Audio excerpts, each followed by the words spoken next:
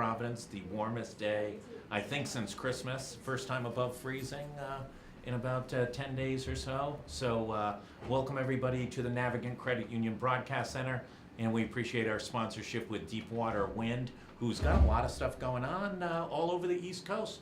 We've got to get Jeff Grabowski back here. He's shaking things up in the world of energy. The Money Man is here. Cha-ching! It is Business Monday, and we had an Olympian on earlier today. What event? Was she a loser? Yeah. Yeah, loser. Her 4th Olympics. So the Money Man, an Olympian, we've got it all going on. Let's jump into it. It is the new year. The Republicans, I think, were just passing their tax reform package. It's much simpler. It's much easier. I think, there's only 37 different tax categories now. It can be done in a postcard. Let's just give a quick recap. By the way, it is driving Democrats insane. Well, it should, because all the Democratic voters are getting a tax break. So I think that, it's not perfect. It represents a pro-growth policy. It represents political compromise. In some areas, it simplified the code by increasing the standard deduction and decreasing the number of people that don't have to itemize. That helps by changing the alternative minimum tax. That helps. So it didn't simplify to the extent that they advertised, but there is simplification in there. You can argue, and I wrote a piece about this saying that I didn't think it was necessary to bring the corporate tax down to 21%, but it was necessary to bring the corporate tax down to 22, 23, or 24%. It does add to the deficit, but the truth is it adds 1.5 trillion, which is not insignificant. But the deficit is growing by 11.5 trillion. Most of it is generated by other activities, and no one was willing to cut those. So let's see if the tax cut does anything. But the crown jewel in the program is really what it did on business taxes. Now, you can argue who the winners, who the losers. America won. American workers won because we had a corporate tax system that hadn't been changed in 30 years. We were the only major industrialized country that hadn't modernized their corporate tax structure. And even Brookings, I quote Brookings all the time, said that corporate tax changes were well thought out. So, and in your world, you think of Brookings somewhere around Mao, right? That's where Brookings is? Somewhere around... No, some of my best friends are at Brookings. But I think we have Darrell West on later this week. Yeah, so I think, they do very good work. There's no question. And I think their work, tends to be objective, and all the conversations I've had when I've agreed or disagreed have always been on a very high plane. But the point, being that it is a major reform in the business tax structure: territorial tax, reduced corporate tax rates, quicker depreciation, and we'll see what happens. The other thing that I find very interesting, whether you're a liberal economist or a conservative economist, the argument is not that it's not going to grow the economy. Some liberal economists and also the Joint Committee on Taxation had very modest projections of growth. Some conservative economists had more robust projections, but the argument is about the rate of growth. The argument is not about decline. And then what I find to be, this is politically ironic, if your political philosophy is resist, you can resist the tax cuts, but models that have been run by the left and by the right, indicate that middle-class people are going to get a higher percentage of tax relief than upper-income people. Obviously, they're not getting as many dollars, but they're getting a high percentage of relief. The negative is, and this is a funny way to score this thing, some of the scoring suggests that since the tax cuts for individuals expire in 2026, the scores, change, and that was done for obvious reasons of the Senate parliamentarian, if no another reason. And I think that'll be extended. The other thing I find very interesting, I think there are things with the tax bill which some will disagree with me, but I think eliminating the Obamacare mandate, they can interpret that as a loss. I think you're telling people they don't have to spend is not necessarily a loss. So I think permitting drilling in the Arctic, in Alaska in a couple of years, that's part of an energy independence policy. So, and this is why conservatives were elected, to do these kinds of things. They may turn to be unpopular. I will tell you right now that there are more people that dislike than like the tax bill. Yeah, It doesn't poll absolutely. all that well. But let's see in a year or two. Let's see after people file their tax returns. I got a question for you. What the middle class tax cuts are not permanent, and the corporate tax cuts are permanent. But next year you could make the corporate tax cuts less permanent, and you could. I mean, they're all laws. Yeah, You could go out and change a law. This isn't written in the Constitution or the Bill of Rights. Well, if the Democrats take control of the Congress, I'm sure they'll send President Trump something. And Yeah. the problem is they won't have enough votes to override the veto. Right. So it'll hang around for a while. So there's a lot in the bill. There's a lot in the bill that I don't like. I don't like, for example, reducing the top marginal rates from 39.5% to 37%. That was unnecessary. Let's talk about though the implications of this. Did he get a win out of this? Did Republicans get a win out of this? Is there a sense? I mean, certainly the stock market has enjoyed the passage of this. I mean, I didn't look today, but the market's been up and away. Yeah, also the growth, general gross national product. Yes, it's a big win. Sometimes if you play a football game and sometimes you win, 25-24, Yeah, and you win right. ugly, at the end of the game, you're dancing and they're not. Yeah, right. And You so- get hats and T-shirts, right? Yeah. So Market's pretty flat. It clearly was a win. It was a win mostly for the people like Paul Ryan who've been working on these issues for a long time. Now, clearly, they did not get everything they wanted, but the tax rates have been lowered for everyone. Yeah. The standard deduction has been doubled for everyone, though you lost your personal exemptions. The corporate tax structures we've discussed has been reformed. I know things that Marco Rubio worked on about making the child tax credit Right. refundable, which was criticized by a lot of conservatives, particularly our friends at the Wall Street Journal, is going to be a major boon to lower middle income families that have children. Are the biggest losers rich people in the Northeast? Could be. Yeah. It could be. But,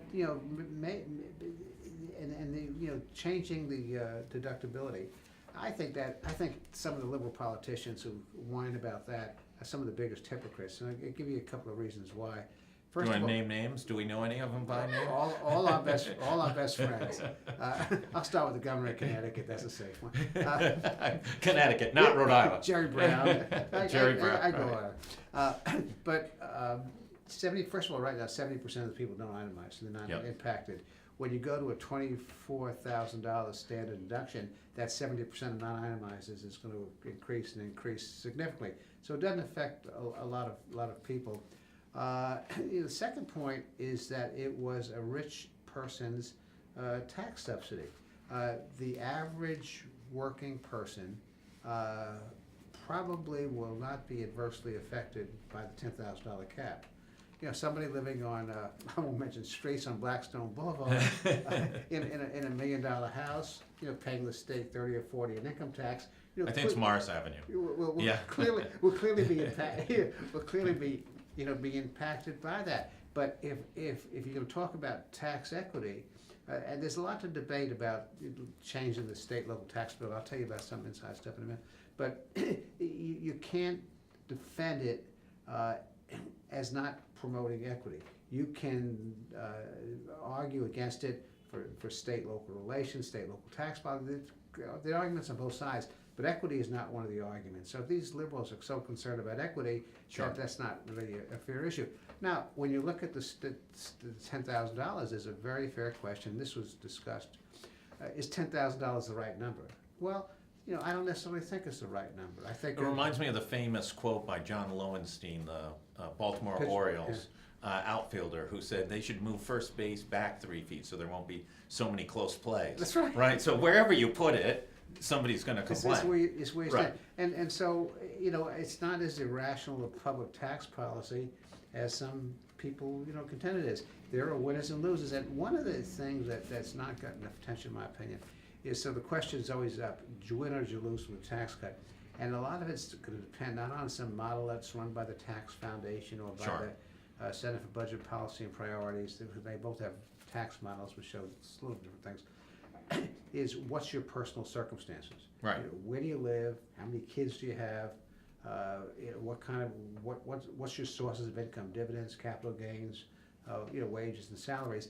And so a lot of the winners and losers are gonna be determined by what your personal These circumstances. changes overall, is this gonna hit Rhode Island as a state? Well, that's a very good question. I haven't done any research on that, but I am very anxious Yeah. and I would love to hear, the governor of our state, instead of sitting around and moaning that this is the worst tax, program since Genghis Khan had one in Mongolia, is to come out and say It's worse than Genghis Khan's well, tax policy in Mongolia. but at least Genghis Khan could explain why, and that's not happened yet. So I would like to, see the state, the governor, say this is what the impact, whether there is an impact, positive or negative or neutral, on state revenues are going to be. The state has some serious budget problems. Have the change in the tax code going to make it worse or better, or just keep it the same? Is the change in the tax code, given Rhode Island as being a high tax state, going to put us in a more or less competitive position in attracting businesses to come to the state?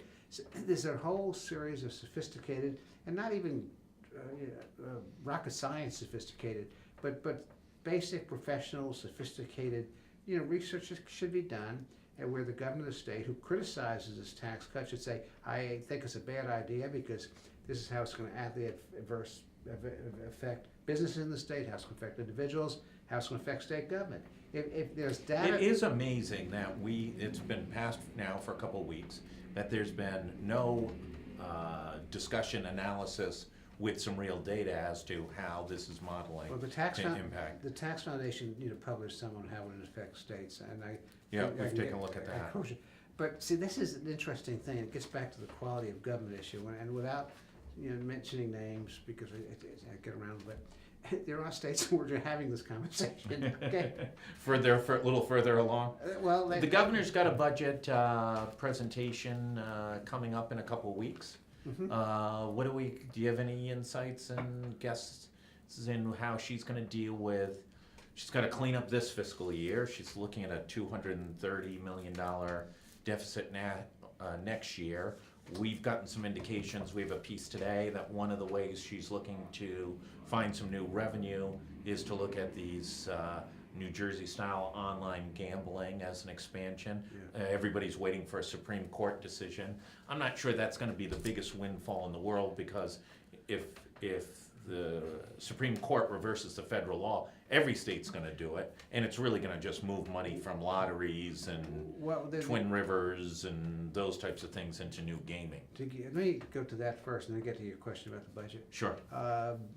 Extending to online gambling to sports betting, can be helpful or can be fool's gold. Oftentimes in the state, and other states too, a new revenue source is found. Example, the tobacco sold in money. Yeah, right. And you put it in the budget, and I won't use this colorful adjective, but it just becomes part of the budget, and then you spent that money and you're back in the same hole. Yeah, absolutely. So I would suggest, and this is going to be unpopular, impractical, but I'll suggest it.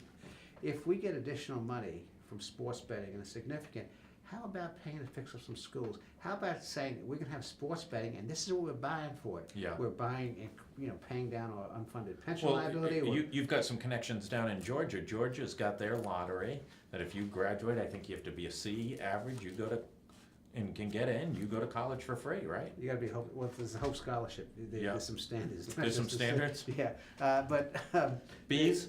Higher than that. Yeah. I forgot what. But it's significant. Well, the Hope Scholarship is significant. It's really, I won't get it. It's really improved higher education in Georgia, because the University of Georgia, which has always been an outstanding school, could only accept so many. Let's do a little before we go too heavy on this SEC hyperbole. I'm Let's ACC. just. I'm ACC. But a little disclosure here. You may have some interest in the University of Georgia that the viewer ought to be aware of before we go. No, I don't have any interest in university. So no, we recruit against them in football. They try to get us players. But you've got a family member. My daughter's a provost. Oh, okay. So just for fairness, that there is she a Sasse? Her married name is Witten. Wait, okay. Just want the viewer to understand that there might be a slight conflict in this discussion. No conflict. No No conflict. conflict. You get Christmas presents from her. Someone family was born in Alabama. so But it's to your crazy. point about new sources of revenue being used for dedicated purposes to improve the state rather than to fill old holes of mismanagement. Because let's talk about that. So, what we have seen here for a decade, and it's worse now. In the current year, and this doesn't happen often, last time it happened was 2015, we have a $50+ million budget deficit to close this year. We have 6 months to close this. Yeah. This is a very time-sensitive problem, and one doesn't get a sense, and this is from 30,000 feet, not up close, that there's as much of a sense of urgency in trying to close that. It's a tough, nobody wants to be cutting major programs in the middle of a re-election campaign. Well, but they don't increase taxes either. Right. And you can't have a deficit. So that's the first problem. We have a problem this year, which is unusual because we usually don't have deficits in mid-year and having 6 months to close them. We had one in 2010, we had one in 2015. It doesn't come across very often. And, that's resulted, a lot, the revenues are down, but it's also, you can raise questions about spending. Our social service agency spending $30 million more. There are 17 agencies that have spent above what their authorized, budgets were. So there's really a question of how, we're going, why did we get into this problem, and how much of it could have been reduced, by more effective management of state government.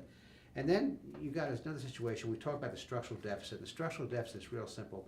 It's just that your expenditures go quicker than your revenue.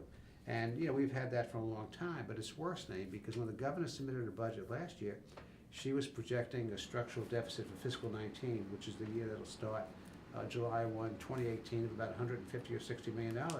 We now know, because of declines in revenue and because of overspending, they're dealing with a structural problem close to $250 million. Yeah, right. And so it's worsening. We keep on using. We don't pass a balanced budget. If you define a balanced budget as current revenue equaling current expenditures, it's balanced by closing surpluses. Isn't the problem, though, even more serious than this? And I say it this way. Listen, we're in a tremendous growth period. We may be at the end of a tremendous growth period. We're now in a period of ongoing growth for one of the longest runs in U.S. economic history. We have virtually no unemployment. You may not like the jobs that have been produced, but you don't have a lot of unemployment. You've got a stock market that is, at a record pace. You have interest rates low. You have sort of all the dream components of an economy, and yet we can't balance a budget in a little state of 1 million people. And we can't balance the budget, not because of not spending money. Yeah. We spend a lot of money, and we spend a lot of money on economic development. And you don't create the kind of economic structure by using corporate welfare to build hotels and office buildings. And the good company, the avant-garde companies that we've attracted, Governor and the Commerce of Rhode Island should get a lot of credit for it, but they're back office operations. And it's not clear to see what clusters being developed around these things, or they one-offs. But there's a whole series of things that, you've asked the fundamental question.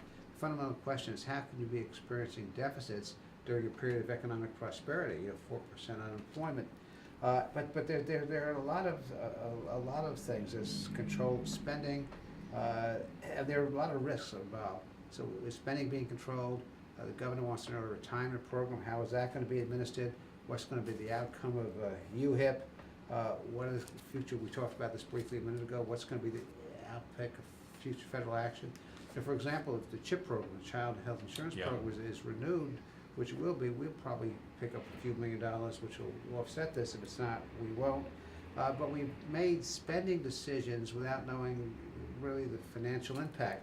And you talk a lot about the car tax. These are all good spending decisions. I think the car tax was the right thing to do. We would also dedicate more of what used to be general revenue to RIDAD. RIDAD has more money. That should be the growth industry. I don't know what they do with all this money they have. I look on the streets, I can't figure it out. Well, but, we've done that breakdown. The average, the growth in RIPTA, in RIDA, has just been astronomical. Yeah. And,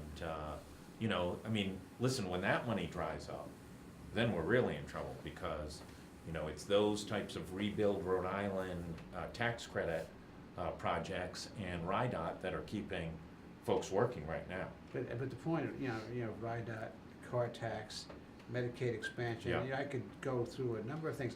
We have planned these expenditures. These aren't things that just dropped on our doorstep. And for good political reason, the state felt it needed to be, very progressive on Medicaid and how the expansion. Let's go to the budget. What does she say if if she called you in and say, how do I fix this mess? What does she need to do to fix this budget for the next cycle for the 2019 fiscal year? I don't do that anymore, so. You did it for a long time. That's right. You've still got all the tricks in the bag. Those tricks will come out at the right time. No, it gets down to the most basic point, and the most basic point is you cannot have a sound fiscal situation unless you control spending and live in your means. And I think it's a very simple equation. I think. But she's done the early retirement. Well, I think let's talk about that for a second. Early retirement has never been effective, because it can't be effective in government because you don't know who's taking early retirement. It may be in necessary positions that you have to fill. Yeah, that's right. And then politically, you're going to fill them anyhow eventually. Yeah. And so. Or bad things happen, like children die at TCYF if a whole bunch of social workers go out one year. Early retirement, early retirement, may work with golden parachutes. Yeah. It does not necessarily work in the public sector. Does she have to go to furlough? Well, that's, the furlough might be something that you would look at to get through just a short-term period. It's not a permanent fix. Yeah. And I worked with the Sunland administration when we went to furlough, and they were happy to take their furloughs, and then we've been paying them ever since. I think we're still paying them back absolutely. back pay on that. You're dealing, you have contracts, you're dealing with, some pretty sophisticated organizations representing the workers. Are you talking about not providing some level of services that you now provide? I think there's things that you have to look at. Yeah. I'll give you a case in point. 30%, over 30% of the budget is Medicaid. Yep. Maybe we have to look at, using, more block grant approaches to Medicaid, of saying this is how much we have, and we're gonna allocate the money within that amount in different ways. I think you have to look at, we added about 150 employees to the FTE list, which is not a lot when you have 15,000 of total. It's a small percentage. But maybe we have to look at not laying anybody off or not firing people, but planned Retirements, leverage there. workforce reduction and structuring. We got to ask the question: are there things we're doing that if we stopped doing, no one would notice? and those things. Well, listen, I was in state government when furloughs came. I can tell you, for one day every 2 weeks, the state did, the angriest people were people wanting to register their car or register their boats. Pretty much everybody else figured it out pretty well. Yeah. And so I think those are the. But she's got some other problems that are looming. Let me give you an example. You've got a special master with a federal court who's answering to a federal court judge on UHIP, who may force her to spend tens of millions of dollars to fix UHIP. Well, when sick people are not getting their medicine, when Poor people aren't getting food stamps. Food stamps. I mean, it's fine to be a limousine liberal, but the rubber really hits the road when you're responsible for managing the government and making certain that the things that government should be helping people with are done well. And I can't think of any excuse for what's happened with UHIP. And there have been technology screw-ups in every state in this union. Technology is tough. We don't always invest enough in the technology, but finally it took a year to move off denial. We went through several stages. That's a fair case in point. And this election, UHIP really says a lot about how this government's focused. Does she keep POSOX? Is POSOX going to happen? I don't know if POSOX is going to happen, but that's the kind of decisions the governor has to make about what kind of investment has. We are told it does not have the votes in the House, and we have a speaker who does not seem to be even vaguely interested in rallying the troops. And we're also told that it's very questionable whether there's the votes in the Senate. Now, you have a Senate president who's strongly an advocate of it. I assume he can get the votes if he has to, but I'm sure he doesn't want to have to pull everything out to get the votes if it's just gonna die over in the House. Well, I think there's one way to resolve it. I think the Senate committee, I haven't reviewed the bill, but they seem to have done their due diligence on it. They at least heard some of the concerns that were being expressed, and then suggested some modifications. It cuts both ways, and there are two basic questions. The first question is, should we do the deal, and is this a good deal? And the only person that can answer this, should we do the deal, are the taxpayers. Yep. So if you want it, if you're very. Put it on the ballot. Putting on a ballot would deal with a lot of lingering issues, because it would be the end of 38 studios. It would Right. basically say, okay, we made a mistake with 38 studios, we went into debt, we were guaranteed debt, and we didn't have people vote who ended up on the hook paying Listen, for if it. I'm the Pawsox and I can't win an election in which there's nobody on the other side other than just people, right? I have millions of dollars and I can spend it to influence the vote, and on the other side is, libertarians, a few Republicans, a few good government fiscal conservatives, but with no organization and no fundraising apparatus. God, if I can't win that vote, how do I ever get one of my guys to the All-Star game, right? I can't win a vote.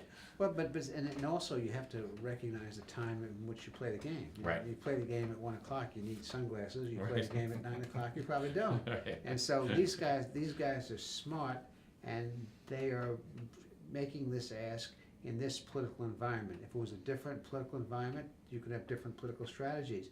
The way to get this thing moving is to make sure you put the best deal that you can defend on paper, having both the ownership and the state agree, and let the people decide. I don't know why, from the speaker's point of view, if it's a political issue, that resolves the political issue. Sure.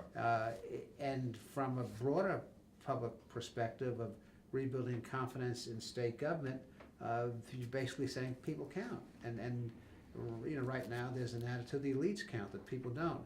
And that's not a commentary on the stadium, because I could defend, whichever side's going to pay me, I could defend that as Whichever side yeah, pays. I could. Well, you're biased. You're a washed-up athlete. Washed up is the best sport, but no, you High-level washed-up very, athlete. but no, in a place like Pawtucket, this is what we don't know.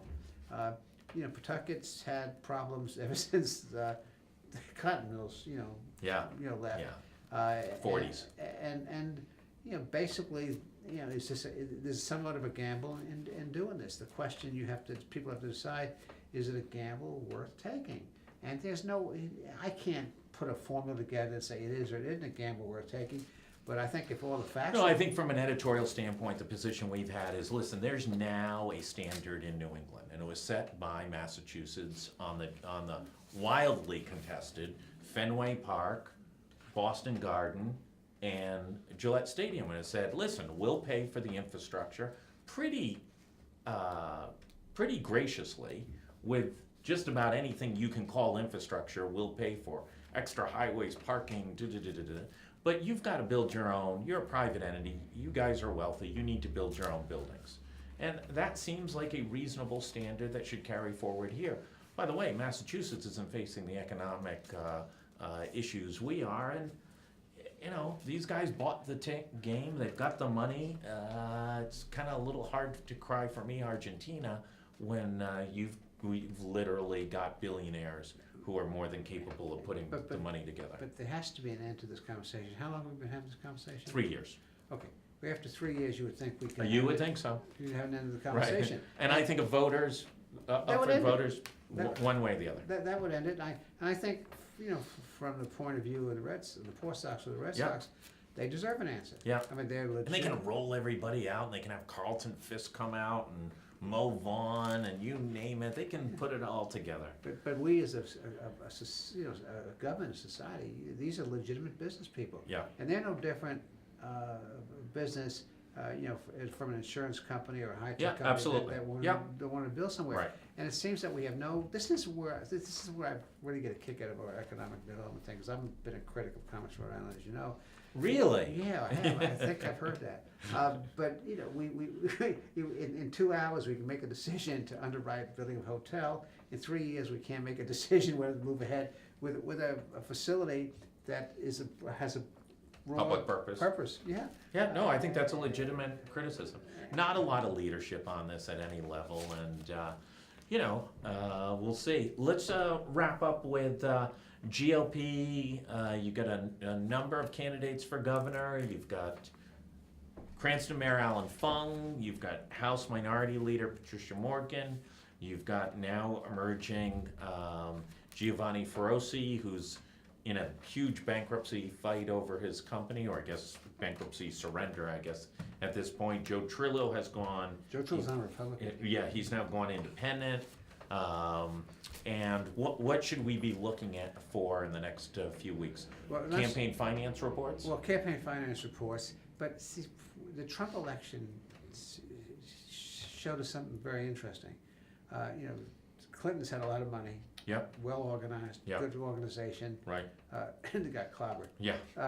And this is a small state, so I'm really anxious to see how much elbow grease, the various candidates put in, because, some have advantages because of incumbency, and Right. it enables them to raise money. Some have advantages because of bully pulpit that enables them to get noticed. And so that's going to be interesting. I think, this is my naive self, I think in a small state like this with a Republican primary that does not have a large turnout, I don't know what organization and money actually mean in this day and age. And I think that candidate that will answer questions, that will talk about issues, that will come up with proposals, they could make this an interesting race. And I think the one thing that would help the Republican Party quite a bit is to become known, as it once was, as a party of ideas. And so I think we have candidates, we have articulate candidates, we have accomplished candidates.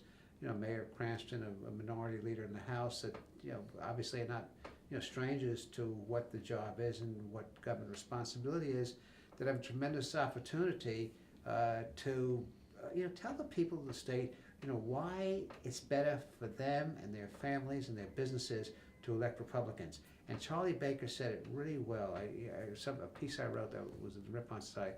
Charlie Baker said, being a governor in New England, particularly a center governor or center-right governor, depends on one thing. It depends on being pragmatic, not ideological. It means worrying about, whether the school a parent is sending their children to is preparing them for the future. It depends upon, whether the family feels safe as they travel around the community. And it depends upon whether the breadwinner in the family, feels that the state is interested and sympathetic. And if you can get those point across, that we have better ways to give you better schools, to protect your job, to have a safe community, and it's pragmatic. It's not rocket science. It's not reading from some policy book that somebody wrote in Washington. Right. That has that you have to be, a Rhodes Scholar? Rhodes Scholar. What's the high IQ, folks? I would not know. That is well above my pay grade. And not talking theory, but talking very pragmatic terms of how you can do better schools, safer streets, better jobs, and this is how it works and how your chances of success are. Then you have a very good chance of winning this election. And it's particularly true right now, with the governor right now, who's got a lot of good ideas. I don't think anybody would discount that. But there's been some public skepticism about the implementation of those ideas. And so we have a tremendous opportunity if we're pragmatic and focused on the real and focused on what people, care about, and not something that investment today that 30 years from now is going to help. Yeah, I think you're absolutely right. And I think, the X factor to this election is the likability factor. This governor has, as unveiled by John Del Volpe's polling and other people's polling, a real issue of connecting with people even after 4 years as general treasurer and 3 years as governor. 7 years in the public limelight. Well, one thing too, in addition to the poll you guys did, we do some polling at Bryant. We haven't done one for a while, but one question is a staple of all our polls is in any poll, do you think the state is going in the Yeah, right or wrong we asked direction? that. And I don't know how many years, but more than 3, there's never been a majority of people that answer the question, the state is moving in the right direction. I don't think we've had a right track polling result in any legitimate poll since before '08 in Rhode Island. Well, It's been a decade. We started about 14 doing ours, and the right direction, wrong direction. There are more people now thinking we're moving in the right direction than there Yeah. was 3 years ago, Yeah. but it's not a majority. And the number is between 31 and 41% think we're moving in the right direction. And it varies, it depends Yeah. on what time of day it is or how the weather Yeah, is. something, Benny's but- closed, yeah. or if Yeah. GE announced jobs. But the right? point is, with all this, this is what I find to be very interesting, and you know, but Republicans have to have ideas, they just can't be a party of opposition, because then you look like a national Democrat, you're just a party of resistance. Can I just tell you, I don't know if you picked up on, we've got a piece for tomorrow. If I were the Democrats, I would be running towards Oprah Winfrey.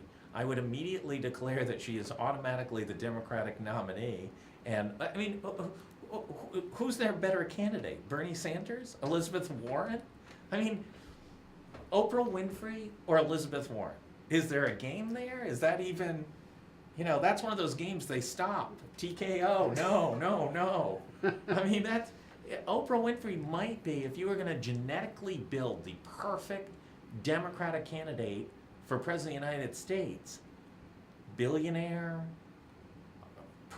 name recognition perfect, et cetera, probably get the minority vote out pretty strong, kind of going to turn out the female vote pretty well.